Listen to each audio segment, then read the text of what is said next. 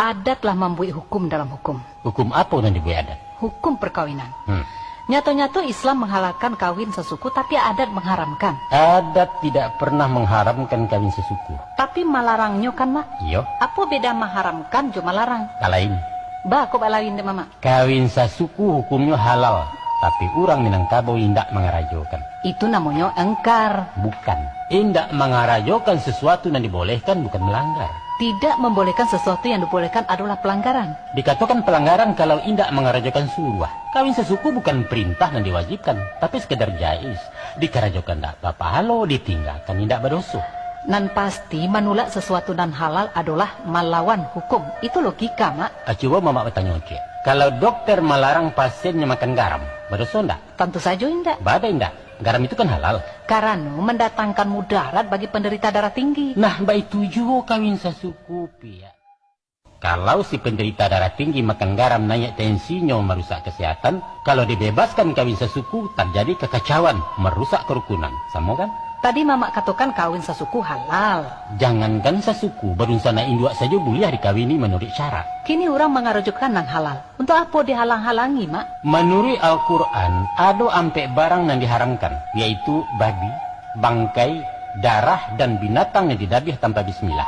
Kini kemanakan nambah surah makan caciang, makan kapuyo atau cacak. Namun enggak? Enggak. Badai enggak? Jajo. Badai jajo. Enggak biasa. Nah itu dia. Memakan dan tidak lazim dimakan orang walaupun halal adalah pekerjaan tercela. Biarlah tercela bagi manusia, Mak, asalkan tidak bagi Tuhan. Oh, nak makan cacak yo, ya silahkan. Nah, tapi gungguang jauh-jauh ke dalam rimbo.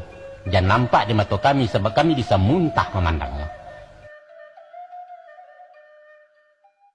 Bukan sekadar halal saja yang dimakan, Pia. Tapi halal yang taibah, halal lagi baik. Kawin sesuku itu tidak baik dilakukan.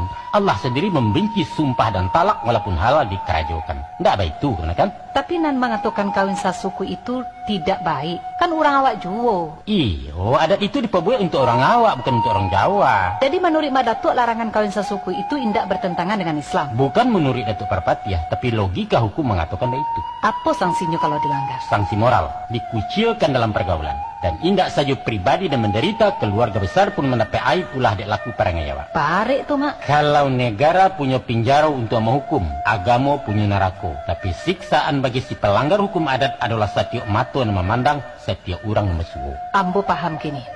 Hukum adat indak melawan syarak, cuma inyo berjalan di jalur mubah antara wajib dengan haram. Kira-kira itu kan, Mak? Bana. Iyo itu. Nan bertentangan le jaleh kemenakan. Suruh je tagah. Hitam jo putih, iyo jo indah. Tapi iyo jo antah bukan bertentangan, hanya sekedar balain indah sama.